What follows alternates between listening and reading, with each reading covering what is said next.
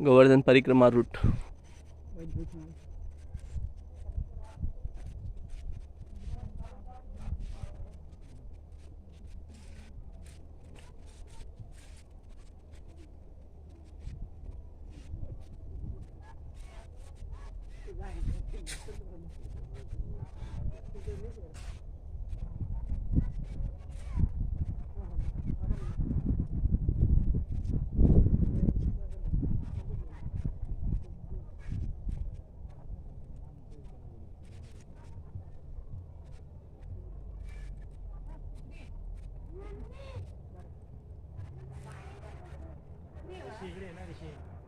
हरे कृष्ण हरे कृष्ण। आप लोग कभी पहले वृंदावन गए हैं?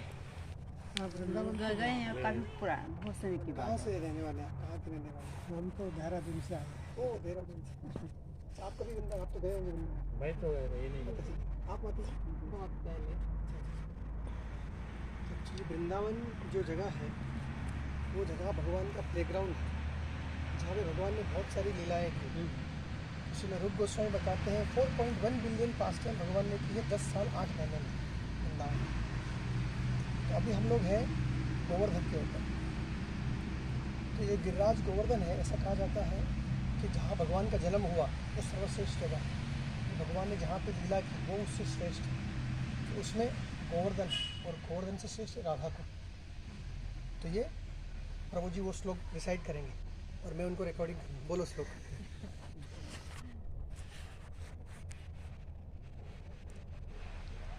यत्र हाँ, क्या शुरुआत क्या है? वैकुंठ यत्र। हरे कृष्ण। तो रूप गोस्वामी ने एक बहुत ही अच्छा बुक लिखा, नेक्टर ऑफ इंस्ट्रक्शन। उसमें 90वें वर्ष में उन्होंने एक बहुत ही अच्छा श्लोक बताया। तो मैं बता, वैकुंठा जनितो मधुपरि तत्रापि रासोत्सवात् वृंदारण्यम उदार पानी रमणात् तत्रापि गोवर्धनात् राधा कुंडे यह भी गोकुल तटे प्रेमामृत लावनात् कुर्याद्यस्य विराजते गिरि तटे सेवा में की। तो उसमें वो बोलते कि जो वैकुंठ है उससे भी श्रेष्ठ मथुरा को बोला है, क्योंकि मथुरा में भगवान का जन्म हुआ है। मथुरा से भी श्रेष्ठ वृंदावन को क्या है, क्योंकि वृंदावन में बहुत सारी लीला है। वृंदावन से भी श्रेष्ठ गोवर्धन को बोला है, क्योंकि भगवान ने स्वयं को उठाया, बहुत सारी लीला किया। और गोवर्धन से भी श्रेष्ठ राधा कुंड शाखा। उसके बारे में और डिटेल में हमारे प्रेमानंद प्रभु बताएंगे। हरि बोल, थैंक यू। तो बेसिकली वृंदावन जो है ये वृंदावन है प्रेम भूमि। वो व्यक्ति इस वृंदावन को इस चर्मचक्षु से नहीं देख सकता, तो कैसे देख पाएगा? तो श्री नरोत्तम दास ठाकुर बोलते हैं विषय छड़िया खाबे शुद्ध अभिमान ताबे आमे हेरिबो श्री वृंदावन। तो हृदय में जो कलमश है उसको साफ करने के लिए दुनिया ने कोई भी साबुन नहीं बनाया है। आप पूरे कंपनी को साबुन कलेक्ट करके भी बोलेंगे कि हृदय साफ करने का नहीं बनाया। तो हृदय कैसे साफ हो सकता है? जो हृदय के अंदर अभी सबके अंदर है, राइट? आप में कम होगा मेरे से, ठीक है, सबके थोड़ा थोड़ा है। तो वो हृदय साफ कब होगा? जब भगवान का स्मरण करेंगे, उनके नामों का उच्चारण, उनकी लीला का उच्चारण करने के माध्यम से जब हृदय में प्रविष्ट करेगा तो वो हृदय को साफ करेगा। ये मेन इंग्रेडिएंट है। और आप बाकी कुछ भी ट्राई करेंगे, हृदय साफ नहीं हो सकता। तो तब हमको वृंदावन देख पाएंगे। तो वृंदावन में बहुत सारी भगवान की अभी भी लीलाएं होती रहती है। जैसे अभी आपने कभी सुना होगा कि भगवान वहाँ पे रोज रात को आते हैं, और रोज ऐसा होता है। एक्चुअली हर एक क्षण में भगवान की लीला हो रही है। अगर समझो किसी व्यक्ति को कैटरैक्ट है तो देख नहीं पाता है ना नॉर्मल क्या हुआ है। तो जो कलमश है वो आंखों के ऊपर कैटरैक्ट है, और वो कैटरैक्ट कब निकलेगा? ऑपरेशन करेंगे। तो इसमें ऑपरेशन क्या है? भगवान का नाम और भगवान का गुणगान, उनकी लीला का स्मरण। तो धीरे धीरे वो पर्दा खुलता है। भगवान गीता में बताते हैं कि मेरा राइट रिजर्व है, नाहम प्रकाशम सर्वस्व, पर्दा है, सबको मैंने दिखता हूँ। तो फिर बोले फिर कौन देख सकता है आपको? कोई तो होगा जो आपको देख सकता है। बोले हाँ, ऐसा जो व्यक्ति दृढ़ता से, जिसका हृदय शुद्ध है, जो दृढ़ता से मेरी भक्ति करता है, वो मुझे देख पाता है ना। तो ये जो अभी हम लोग जहाँ पे अभी है गोवर्धन गिरिराज, ये गिरिराज गोवर्धन जो है, ये इनको कहा गया है कि ये आपकी सब इच्छा पूरी कर सकता है। हमें बहुत सारी इच्छा होती है ना, ऐसा कहा गया कि अगर हमारी इच्छाएं हैं और उनको कहा लिखने के लिए, तो अगर समुंदर इंक है और आसमान पेपर है तो बोले वो भी कम पड़ जाएगा। इतनी सारी हमारी इच्छाएं है ना। लेकिन हमारी इच्छा क्या होनी चाहिए? हमारी ये इच्छा होनी चाहिए कि क्यों कैसे हम ये जन्म मृत्यु के चक्कर से बाहर निकले। कोई बोलेगा नहीं मुझे तो बहुत अच्छा जन्म चाहिए, तो लेकिन वो भी बाइंडिंग है। सोने का चेन से अगर किसी को बांधा है, लोखंड से बांधा है और सिल्वर से बांधा है, तो फर्क क्या है? उसके जीवन में चेन नहीं है कि बंधा हुआ है? चेन नहीं है जीवन में। उसको लगा नहीं तो मैं तो सोने से बंधा हुआ हूँ, मुझे क्या टेंशन है। नहीं, उसको तो और सोने को नहीं होता है उसको, क्योंकि सोने से बंधा हुआ। बोले कोई चेन के साथ उठा के लेके चला जाएगा। कोई लोखंड से बोला, बोले हमारे पास तो कुछ है ही नहीं, बोले हमको और चाहिए। तो बेसिकली हर एक व्यक्ति लोग हम लोग बंधे हुए हैं। तो इस बंधन को कौन तोड़ सकते हैं? भगवान का नाम। वही भगवान भगवत गीता में बताते हैं 7वें अध्याय के 14 श्लोक में कि जो 3 गुण है ना, इसको पार करना बहुत डिफिकल्ट है। देवी ऐसी गुणमाई मम माया दुरत्य। दुरत्य मतलब इनसरमाउंटेबल, बहुत बहुत डिफिकल्ट है। तो बोला अरे वो डिप्रेशन में डाल दिया। बोले और कैसे करेंगे? लेकिन दूसरी 2 लाइन में उसका उत्तर बताते, मामेव ही प्रपद्यन्ते माया एताम तरन्ति, कि जो मेरे शरण में आ जाता है तो वो पार हो जाता है। तो भगवान का शरण कैसे ले सकते हैं? जैसे ब्रजवासियों ने, जब इंदिरा ने वर्षा की थी तो दुनिया का सबसे पहला लॉकडाउन यही था। 7 दिन सब ब्रजवासी लॉकडाउन हो गए थे, राइट, क्योंकि वाटर लॉकिंग था पूरा। और उसके अंदर भगवान ने गोवर्धन उठाया और सब लोग उनके शरण में आए। तो गिरिराज जी की तो बहुत सारी लीलाएं हैं। आपको कुछ पता है गिरिराज जी के बारे में? आपने कुछ सुना है गिरिराज जी के बारे में? आपने सुना है कुछ गिरिराज जी के बारे में? कुछ भी आपको मालूम है? एक है गिरिराज की क्या हर एक साल में या हर एक दिन में एक छोटे छोटे ऐसे उनका मस्टर्ड। ओके, चलो आपने मेरे को एक पास्ट टाइम याद दिलाया। तो ब्रजवासी और हमारे में क्या फर्क है? जो भगवान की जो गोपियां है और हमारे में क्या फर्क है? वो कभी कृष्ण को भूल नहीं पाते हैं, हमें कृष्ण कभी याद नहीं आते। ये फर्क है। तो हाँ, हम पढ़े नहीं हैं, हम गए हैं। किसी ने हमने डाला नहीं है। देखो अभी जेब में मेरा हाथ अपने आप गया, राइट, मैं किसी ने बोला नहीं कि डालो। तो हमको भगवान ने वो स्वतंत्र दिया है। वो स्वतंत्र काम क्या करते हैं? जैसे 500 रुपये मेरे जेब में है, उस 500 रुपये का मैं दूध भी खरीद सकता हूँ या दारू भी खरीद सकता हूँ। वो स्वतंत्र हमें दिया है, लेकिन वो खरीदने के बाद उसका क्या रिएक्शन होगा, उसका कंट्रोल हमारे पे नहीं। जैसे उदाहरण के तौर पर कि बोले मुझे 100 माले की बिल्डिंग पे चढ़ना है और अभी मैंने इच्छा किया कि मुझे कूदना है। फिर कूदने के बाद 50 माले पे ऐसे सोचते मेरे को वापस जाना है अभी। तब कंट्रोल नहीं, तब खत्म हो गया। फिर अभी उसका जो रिएक्शन आएगा उसका अलग रास्ता निकलेगा। तो हमें भगवान ने माइन्यूट इंडिपेंडेंस दिया है, स्वतंत्र दिया है ना। तो वो स्वतंत्र को हम कैसे यूटिलाइज करते हैं वो इंपॉर्टेंट है। मैं आपको एक सुंदर उदाहरण बताता हूँ और ये उदाहरण आपको हमेशा याद रहेगा। आपके बिल्डिंग में सिक्योरिटी गार्ड होते हैं, वो कुर्सी पे बैठते हैं, उसका पगार किसका देते हैं आप? जगने का पगार देते हैं, राइट। वो क्या सोच रहा है उसका आपके पे कंट्रोल है। आप ऐसा नहीं सोचते रहे, आप आपकी औरत के बारे में नहीं सोच सकते, आपके गांव के बारे में नहीं सोच सकते, आप बोल सकते हैं नहीं। तो उसी प्रकार का हमको भी हमारा जीवन उस सिक्योरिटी गार्ड के जैसा जीना है। भौतिक जो कार्य है वो करने हैं, लेकिन मन कृष्ण में लगा। किसी ने रोका नहीं है वो करने के लिए। अभी हम क्या सोच सकते हैं, लेकिन वो सोच कैसे सकते हैं? क्योंकि अभी तो भूल गए हैं। तो पहले स्मरण करना पड़ेगा। अभी फॉरगेटफुलनेस है तो पहले रिमेंबर आना चाहिएगा ना। अगर समझो मेरी याददाश्त चली गई है तो मुझे लोग बताएंगे अरे आप क्या करते थे इधर, कभी कभी आप गोवर्धन परिक्रमा कराते थे, ये गोवर्धन के बारे में सुना है। कुछ भक्त लोग यहाँ से आए थे, कोई पनवल से भक्त आया था, उन्होंने बताया था कि मस्टर्ड सीड के जैसे गिरिराज जी।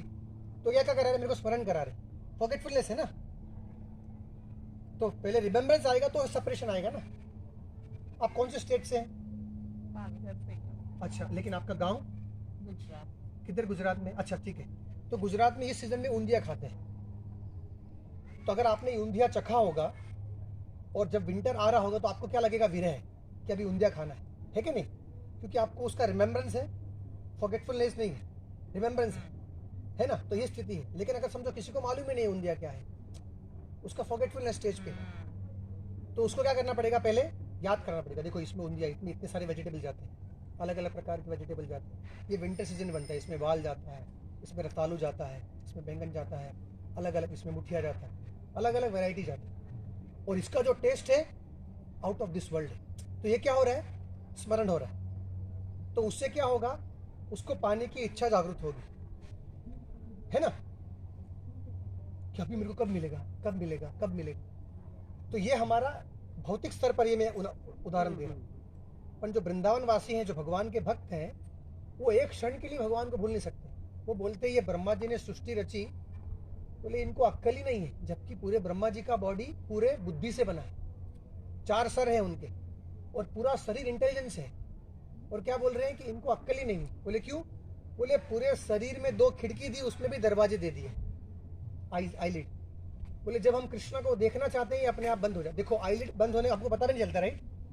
लेकिन उनके लिए ये क्षण क्या है, 12 साल की तरह। हमें तो पता भी नहीं चलता अपने आप, मतलब कथा चलती रहती तो भी अपने आप आंख ऐसी बंद हो जाती है कि खुलने का नाम नहीं लेती। तो ये और उनमें हमारे में फर्क है, ब्रजवासियों में। तो हम बोलेंगे अरे हम तो बहुत दूर है, हम कैसे उसके नजदीक जाएंगे? क्रमे अगर 1000 स्टेप कवर करने हैं तो क्या करना पड़ेगा? 1 स्टेप लेना पड़ेगा। तो पहला स्टेप क्या है? भगवान का गुणगान, उनके नामों का स्मरण, उनके भक्तों का संग, और उनको जो अच्छे लगते हैं वो कार्य। हर एक व्यक्ति किसी को प्लीज करना चाहता है कि नहीं? हस्बैंड वाइफ को, वाइफ हस्बैंड को, बच्चे पिताजी को, कह रहे पापा को खुश करेंगे तो पॉकेट मनी मिल जाएंगे, है कि नहीं? तो क्या करता है वो? जो उनको अच्छा लगता है वो कार्य करता है कि नहीं? पिताजी को जो अच्छा लगेगा नहीं वो करेगा तो पिताजी पॉकेट मनी देंगे? नहीं देंगे, राइट? तो हमें भी जो भगवान को अच्छा लगता है वो अगर कार्य करेंगे तो प्रसन्न हो जाएंगे।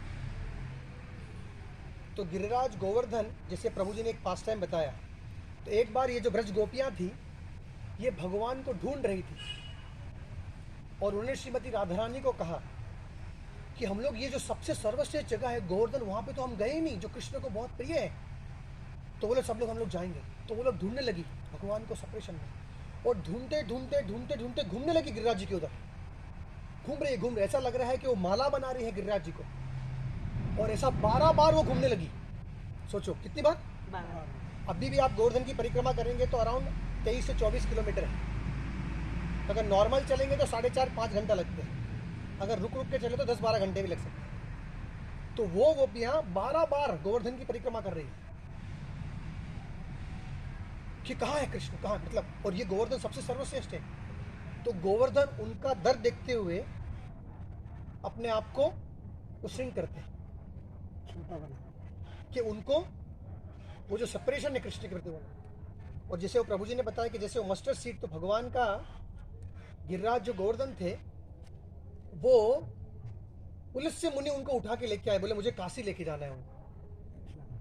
लेकिन गिरिराज जी ने कहा जैसे आपने मेरे को उठाया, आप मेरे को दूसरी बार उठा नहीं सकते। तो जब वो वृंदावन आए तो पलस्स्य ऋषि को नेचर कॉल आया। नेचर कॉल आते तो कोई उसको, तो उन्होंने नीचे रखा, कॉल को रिस्पॉन्ड किया, यमुना में स्नान किया, और फिर गिरिराज को उठाने को बोले we had a deal, you can not lift me again.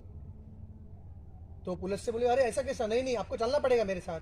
बोले देखो ऐसा नहीं, आप, ये तो हमारा डील था पहले, आपने मेरे को कहा था कि जहाँ पे आप मुझे रखेंगे, एक बार रख दिया मैं वहां से उठूंगा नहीं। तो पुलिस से ऋषि ने उनको कर्ज दिया कि आपका जो साइज है, तो ये क्या हुआ था जब भगवान द्वापर युग में आने वाले थे उसके पहले का है कि आपका जो साइज है वो मस्टर्ड सीड जैसा रिड्यूस होता रहेगा, सिंक होता रहेगा। एक ये कथा है।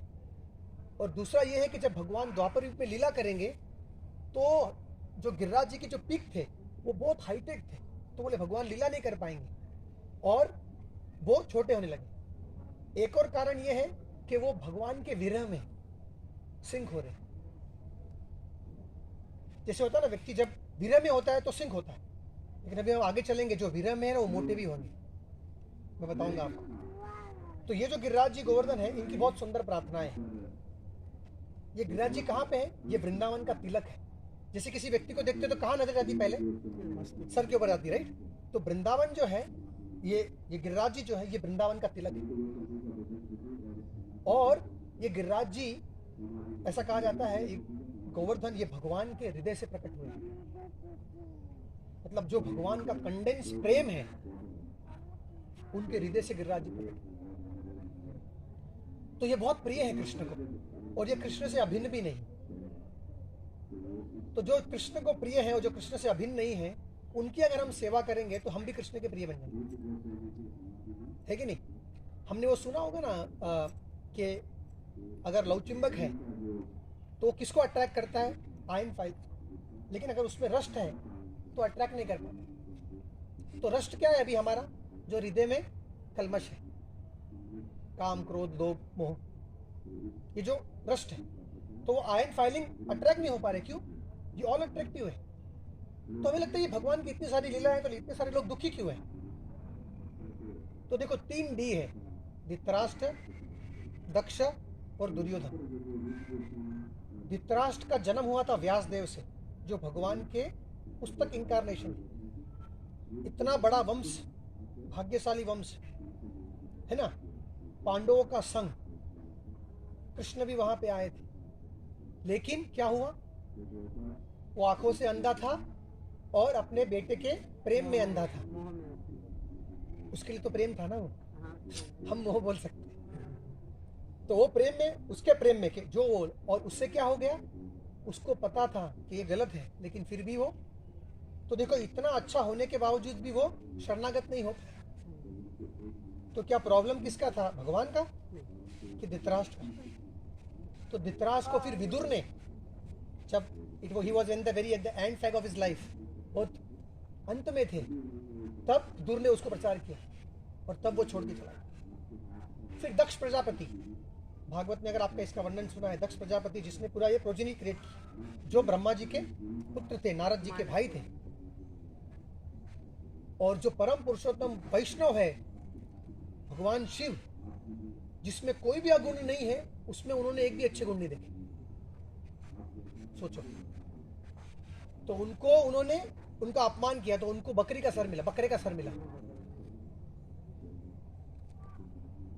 सती चली गई, फिर पांच मनवंतरा तक उन्होंने तपस्या की, और फिर उनको प्रचेता के पुत्र बन के बने।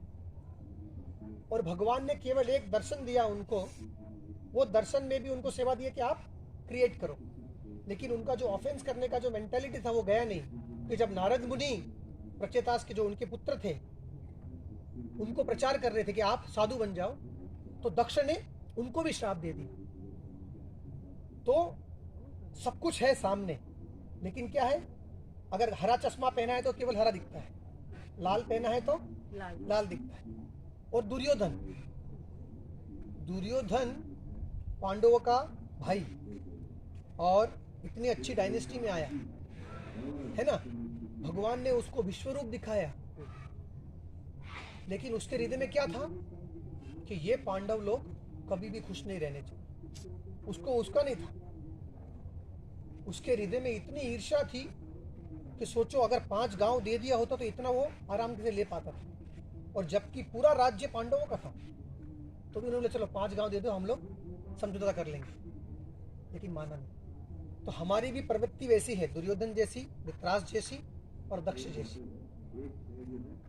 लेकिन जब ये धीरे धीरे कैसे निकलेगी ये, क्योंकि अगर कोई मेरे को, अगर समझो मेरे नाक में कुछ लगा है, मुझे तो दिखता नहीं है, किसको दिखता है, जो सामने। तो बोलेगा अरे आपके नाक पे लगा है, अरे आपको कुछ मालूम नहीं पड़ता, आपकी आंखों, आप जरा ऑपरेशन कराओ, कुछ नहीं लगा, सब बराबर। तो दुर्योधन और दक्ष और इनकी मेंटालिटी ऐसी थी कि उनको बता रहे कि ये गलत है। विदुर समझाते थे दुर्योधन को कि अरे दुर्योधन मान जाओ बात, अरे दे दो पांडवों को उनका राज्य। तो दुर्योधन बोलता अरे कहाँ मेरा घाटा है, अगर देखो, अगर मैं मर गया तो मेरे मरगट पे राज करेंगे, वो भोग नहीं पाएंगे, जो कोई नहीं रहेगा यहाँ पे, सब लोग खाली हो जाएंगे। तो अगर मैं जीत गया तो दोनों में मेरा फायदा, मेरे तो दोनों हाथ में लड्डू है। अगर मैं मर भी गया तो ये लोग खुश नहीं रह पाएंगे, और जीत गया तो मेरे पास तो राज्य है। तो दुर्योधन समझ में नहीं आता था दुर्योधन को विदुर की बातें, क्यों, क्योंकि वो चश्मा लगा हुआ। तो जब हम भगवान के नाम का उच्चारण करते हैं, उनका स्मरण करते हैं, तो ये कचरा धीरे धीरे निकलता है। और जब ये निकलता है तो हमें लगता है कि अरे हाँ, ये तो ऐसा भी हो सकता है। आप लोगों को कभी गुस्सा आता है? मेरे से तो कभी आता होगा। हाँ, आता है। तो गुस्से आने का कारण क्या है, भगवत गीता में बताया जाता है। धायतो विश्याम पुंसा संगस्तेषु जायते, संगत संजायते कामा, कामा क्रोध भी जायते। इसके आगे भी श्लोक है। तो हम कुछ की चीज के ऊपर धारणा करते हैं कि मेरे को ये चाहिए, कॉन्टेम्पलेट करते हैं, उससे आसक्ति हो जाती है, वो मेरे को चाहिए, फिर उसको भोग करने की इच्छा जागृत होती है, काम। तो काम का मतलब क्या है, जो भी हमें भगवान से अलग होके भोग करने की इच्छा है उसको काम बोलते हैं, लस्ट। और वो पूरा नहीं होता है तब गुस्सा आता है। देखो अभी उदाहरण के तौर पे आपको ये बहुत आसानी समझ में आ जाएगी। समझो अगर हस्बैंड एंड वाइफ है, तो हस्बैंड ऑफिस से आए घर पे, दरवाजा वाइफ ने खोला और वाइफ आते ही उनको बहुत चिल्लाने लगी। तो हस्बैंड सोचा अरे आज तो मैंने कुछ गड़बड़ नहीं किया, सब बराबर किया, ऐसा क्यों हो गया? ओ फिर याद आया, वो आज उनका बर्थडे था, वो विश नहीं किया। मतलब क्या ये स्टेप हो गया, पहले उन्होंने कॉन्टेम्पलेट किया वाइफ ने कि आज मेरा बर्थडे है, काफ़ी आसक्ति होगी कि आज मुझे बहुत सारे गिफ्ट मिलेंगे और मैं यहाँ पे हम लोग जाएंगे, तो वो भोग करने की इच्छा जागृत होगी। वो पूरा नहीं हुआ तो गुस्सा आ गया। तो गुस्सा व्यक्ति के ऊपर नहीं है, उसके पीछे कुछ कार्य है। तो अगर कोई व्यक्ति गुस्सा हो रहा है तो अगर आप सोचेंगे अच्छा इसका गुस्से होने का कारण क्या है, ओहो ये चीज़ हुआ नहीं, अगर ये हो जाएगा तो वो उसका जो गुस्सा है वो शांत हो। व्यक्ति के ऊपर गुस्सा नहीं है, उसकी जो आसक्ति है, उसको जो भोग करने की प्रवृत्ति है वो पूरी नहीं हुई है तो गुस्सा आ रहा है। तो हमें ये जो है, ये जो, तो ऐसा नहीं तो फिर क्या करें, तो फिर कोई आसक्ति ना रखें। आसक्ति रखो, भगवान बोलते हैं गीता के 7वें अध्याय में, मैयासक्त मना पार्थ, मेरे ऊपर। कि समझो अगर एक आम है कि मुझे खाना है, तो अगर वो आम खुद आप खाएंगे तो वो काम बन जाता है, लेकिन वही आम अगर आप भगवान को ऑफर करके खाते हैं तो प्रेम बन जाता है। देखो वस्तु चेंज नहीं हुई, क्या चेंज हुआ है, सॉफ्टवेयर है ना। आम अच्छा लगता है कि ना आप लोग, अभी समर सीजन में आएगा आम, है कि नहीं, आम आदमी को भी आम अच्छा लगता है। और जो बड़े आदमी होते हैं वो तो आम का पूरा निकाल के उसको साल भर खाने का तैयारी करते हैं, उसको कंडेंस करके डीप फ्रिज में डाल के, है ना। तो वही आम है, तो वो आम भगवान को अगर ऑफर कर दिया और फिर आपने प्राप्त किया तो वो प्रेम बन जाता है। और वही आपको खुद भोग किया तो काम बन जाता है, लस्ट बन जाता है। क्योंकि आत्मेरे प्रीति वांछा तारे धरे काम, कृष्णेरे प्रीति वांछा तारे प्रेम नाम। क्या भगवान की प्रीति के लिए किया तो प्रेम बन जाता है, और अपनी प्रीति के लिए किया तो काम बन जाता है। तो कितना सरल है ना। तो भगवान को प्राप्त करने के लिए कुछ छोड़ने की आवश्यकता नहीं, जो भी स्थिति पे आप है उस स्थिति से आपको कनेक्ट कर सकते हैं, और उधर नेटवर्क का भी इशू नहीं, इंडिविजुअली व्यक्ति कनेक्ट कर सकते हैं। तो अभी हमें गिरिराज जी के, मैं तो बोलता रहूंगा, एक गिरिराज जी की एक प्रार्थना बोलते हैं, नमस्ते गिरिराजाय, नमस्ते गिरिराजाय, श्री गोवर्धन नामिने, श्री गोवर्धन नामिने, अशेष क्लेश नाथाय, शेष क्लेश नाशाय, परमानंददायिने, परमानंददायिने। तो गिरिराज जी की बहुत सारी लीलाएं हैं। तो सबसे उनकी वो लीला है कि उनको हरिदास वर्य कहा गया। वो हर बार में भगवान की सेवा करना चाहते हैं। हंता ये अद्रि अबल हरिदास वर्यो, यद राम कृष्ण चरणम स्पर्श प्रमोदा, मानम तनोति सगुणो तयोर्यत् पाणी सुवास कंदर कंदमूले। ये भागवत में श्लोक आता है, जो ब्रजवासी जो गोपियां हैं भगवान बोलते हैं हंता ये अद्रि, ये जो माउंटेन है सर्वश्रेष्ठ है, क्योंकि राम कृष्ण चरणम स्पर्श प्रमोद, जैसे कृष्ण बलराम उसमें स्पर्श रखते हैं तो प्रमोद होता है उनको, मतलब जुबिलेंट हो जाते हैं, बहुत आनंद में हो जाते हैं, और सबकी सेवा कर रहे हैं। कैसे सेवा करते हैं, गैयों की, ग्वाल बालों की, अलग अलग कुंड है वहाँ पे, अलग अलग फ्रेश वाटर्स है, ग्रीन ग्रास है जो सॉफ्ट है, जिसको शार्पनेस नहीं है, तो अलग अलग रूप में वो करते हैं। तो बहुत सारी प्रार्थना है गिरिराज जी को। तो गिरिराज जी से हमें क्या मांगना चाहिए, चलिए अभी आप बताइए। अगर सोचो कोई व्यक्ति आपके सामने खड़ा है, बोले आप मांगिए, आपको जो चाहिए वो मिलेगा, बिलो द स्काई, अमेजॉन है ना, A to Z, क्या चाहिए, तो क्या मांगना चाहिए। सर आपका क्या नाम है? प्रभु के और क्या चाहिए। हाँ, मैंने कहा प्रभु की भक्ति चाहिए, और मन क्या वही चाहिए। लगेगा, मेरा मन आप क्यों ले लो। अब हमारे अज्ञानता है, जो आप चाहते वैसे होंगे। अच्छा, क्या बात है। क्या मांगना चाहिए माता जी? हमारे काम पूरे हो गए, पूरे हो गए। बच्चे सेट होगा, वो लाइफ जीना है उसी। क्या बात है। क्या मांगना चाहिए? अभी तो स्टार्टिंग है। क्या मांगना चाहिए? अरे घबराए मत। एक्चुअली हमें ये मांगना चाहिए। देखो अगर हम मांगने गए किसी के पास, कोई बड़े व्यक्ति के पास, तो बोले हमें 5 रुपए दे दो, तो क्या हो जाएगा, वो बहुत कुछ दे सकता है, तो क्या हो जाएगा, दोनों का समय व्यर्थ हो जाएगा। तो हमें ये मांगना चाहिए, गिरिराज जी हमें पता नहीं कि हमारे लिए क्या अच्छा है, आप हमें वो प्रदान कीजिए जो आपको अच्छा लगता है, सबसे प्रिय है, वो भक्ति दे। सब जो आपसे प्रिय, सब जो आपको सबसे प्रिय है ना। तो ये प्रार्थना करनी चाहिए गिरिराज, ठीक है। तभी हम लोग आगे गिरिराज जी की परिक्रमा प्रारंभ करें। जय गिरिराज गोवर्धन की जय। है ये है गोविंद कुंड। गोविंद कुंड में जब भगवान ने गोवर्धन उठाया था तो इंद्र ने भगवान का अभिषेक किया था गोविंद कुंड, और उस कुंड का नाम, और इंद्र ने भगवान को नाम दिया था गोविंद। गोविंद का मतलब ये है, गो का मतलब हमारी इंद्रियां, गो मतलब गाय, और जो इंद्रिया और गाय को आनंद दे उसको बोलते हैं गोविंद, है ना।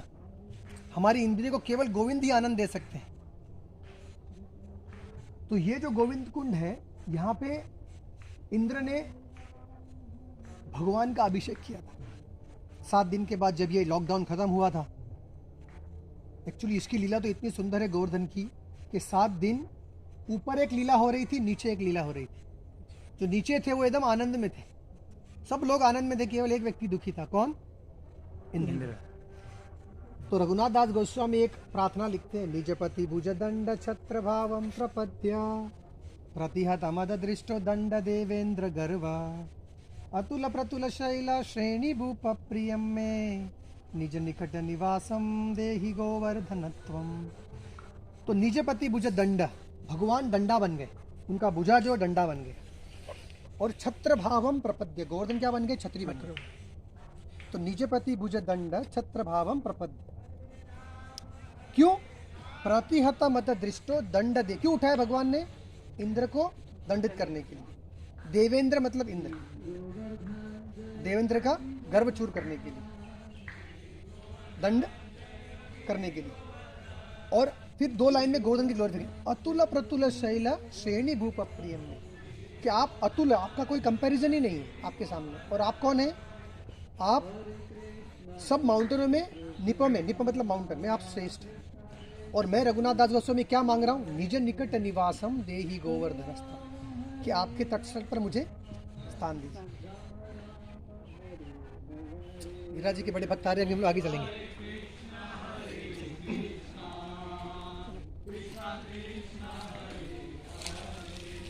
ये माधवेंद्रपुरी की बैठक है।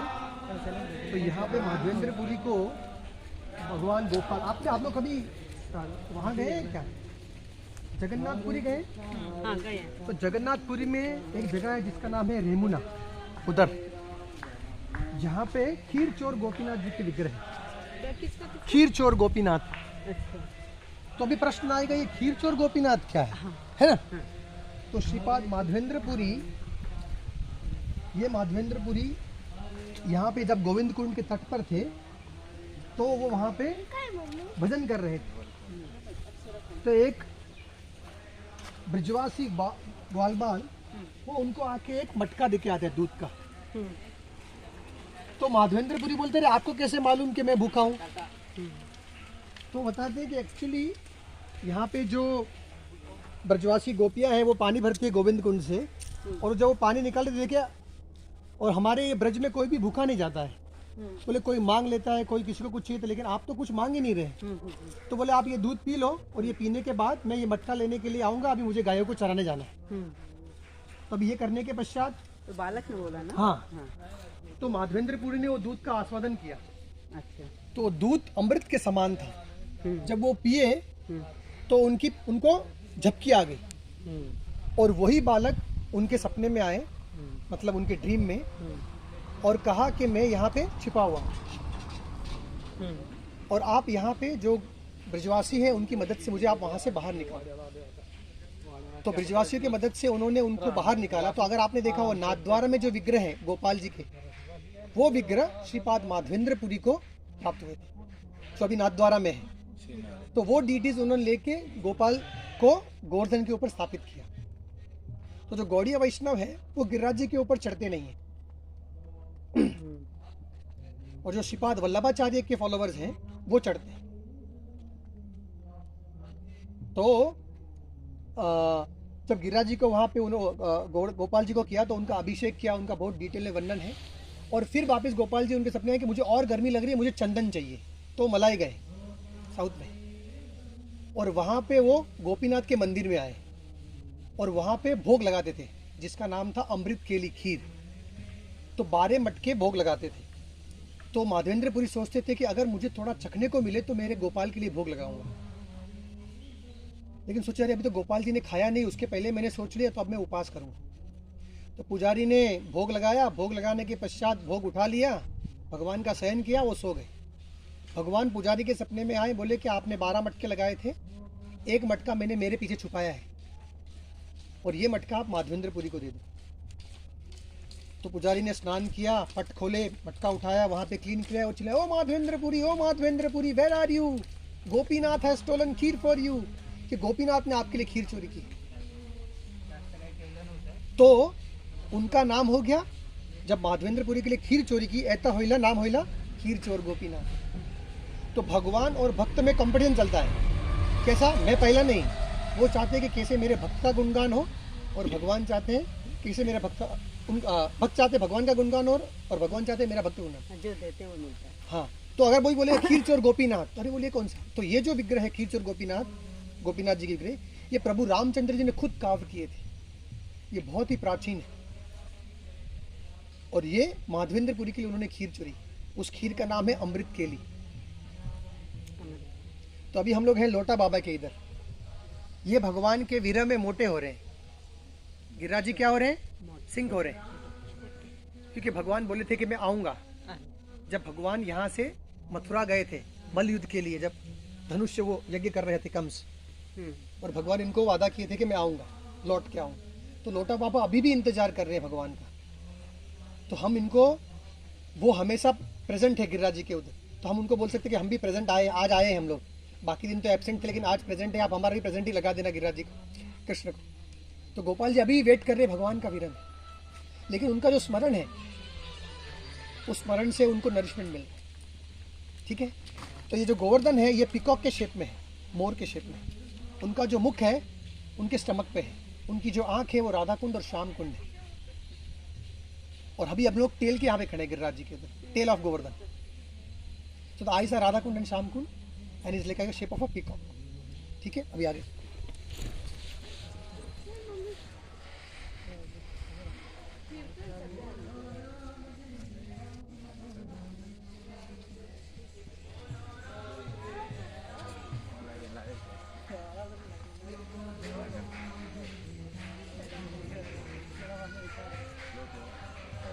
ये सुरभि कुंड है।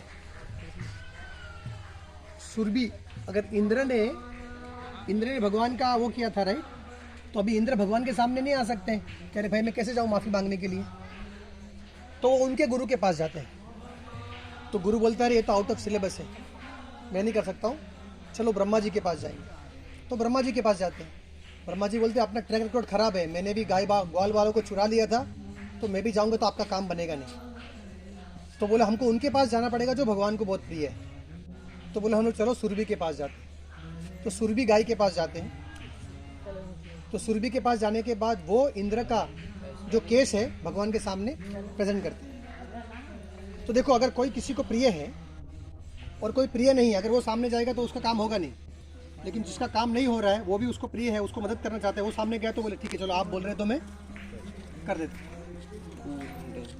तो सुरभि कुंड में सुरभि की मदद से इंद्र को भगवान की कृपा मिल गई।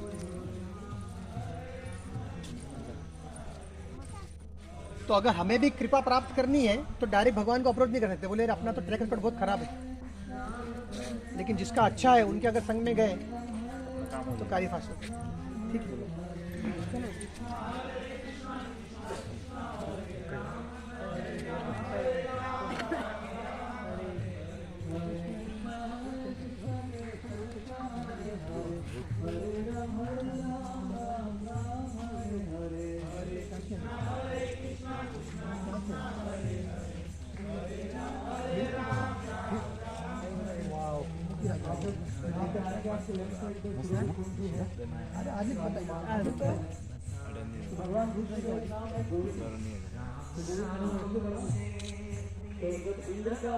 ये मानसी गंगा है, भगवान ने मन से गंगा को प्रकट किया था। और उस तरफ है चक्लेश्वर महादेव। तो जो पूरा वृंदावन है ना, उनके जो सिक्योरिटी गार्ड्स हैं, मतलब जो वृंदावन को संरक्षण देते हैं। तो अगर आप वृंदावन में जाएंगे तो गोपेश्वर महादेव है, गोवर्धन आएंगे तो चक्लेश्वर महादेव है, मथुरा जाएंगे तो भूतेश्वर महादेव है, नंदगांव जाएंगे तो नंदेश्वर महादेव है। और ये वृंदावन में 5 चीज बहुत ही प्रोमिनेंट शक्तिशाली है। डस्ट ऑफ वृंदावन, यमुना, गोवर्धन, गोपेश्वर महादेव और वृंदा देवी। तो वृंदा देवी कौन है? भगवान की इवेंट मैनेजर है। हम लोग थोड़े हो जाए, उसी का सिर्फ जाए। आप कुछ बोलो इनको। हरे आप बोले ना फर्स्ट टाइम दोनों प्रॉब्लम। हरे कृष्णा हरे कृष्णा हरे कृष्णा हरे कृष्णा हरे कृष्णा हरे कृष्णा हरे कृष्णा हरे कृष्णा। हरे कृष्णा कृष्ण कृष्ण हरे हरे, हरे राम राम राम हरे हरे। कृष्णा कृष्णा कृष्णा हरे। तो यहाँ पे भगवान की ये लीला हुई थी। तो चक्लेश्वर महादेव जो जगह है वहाँ पे सनातन गोस्वामी भजन करते थे। तो जब भजन करते थे तो मच्छर बहुत काटते थे उनको, तो बोले ये जगह अच्छी नहीं है भजन करने के लिए, मैं थोड़ा और जगह पे जाता हूँ क्योंकि भजन बराबर हो नहीं रहा है। हाँ, तो चक्लेश्वर महादेव एक ब्राह्मण के रूप में आते हैं और बोले आप यहाँ से मत जाओ, मुझे भी आपका संग चाहिए और आप आज रुक जाइए, अगर आज के बाद आपको अगर मच्छर काटे तो चले जाना। तो शिव जी ने जो मच्छर के देवता है उनको बुलाया, बोले आपका सेना को यहाँ से लेके चले जाओ। हाँ, तो वहाँ से उनको निकाल दिया, भेज दिया। तो अभी आप वहाँ पे जाएंगे जहाँ पे सनातन गोस्वामी भजन कुटी चक्रेश्वर महादेव, उधर मॉस्किटोज नहीं। तो देखो, जय दयानिधि प्रभु की जय, साधु साधु साधु साधु साधु साधु, हरि बोल। हरे कृष्ण। और ये है हरिदेव। हरिदेव एक्चुअली ये कृष्ण ही है। हरिदेव जब गोपियों को भगवान से विरह हो रहा था तब भगवान ने ये रूप में उनको प्रकट हुए। हरिदेव, हरिदेव। थक गए पाओ? नहीं। अभी तो नजदीकी गांव है, चलो हम लोग पहुंच जाएंगे। थके पाँव है, दूर गाँव है, तो कृपा कर लो। तो अभी 5-7 मिनट्स कीर्तन का आनंद लीजिए। प्रभु जी बहुत अच्छा गाते हैं, है ना? कि यहाँ लेके जाऊँ वैष्णव मेमोरी एक।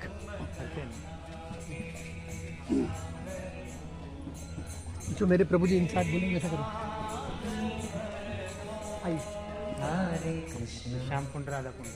हरे कृष्ण कृष्ण कृष्ण हरे हरे, हरे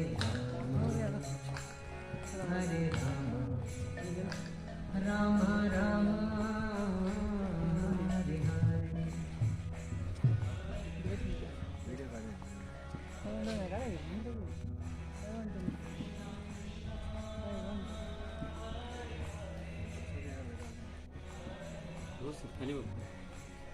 ये वैष्णव मेमोरियल है। तो जैसे हमने वो भजन गाया ना, निज निकट निवास हम देहि गोवर्धन स्थान, तो इन वैष्णवों को गिरिराज जी के इधर निकट निवास दिया गया। और ये इन्होंने बहुत सारा उनका योगदान है, बलिदान है प्रभुपाद के आंदोलन को आगे बढ़ाने के लिए। ये प्रभुपाद के शिष्य हैं, एक एक के बारे में कितनी सारे डिटेल्स हैं। जैसे अभी एक भक्त है जिनका नाम है यमुना माता जी। तो एक बार प्रभुपाद जी ट्रेन में जा रहे थे, प्रभुपाद ने बोला मुझे गरम राइस चाहिए।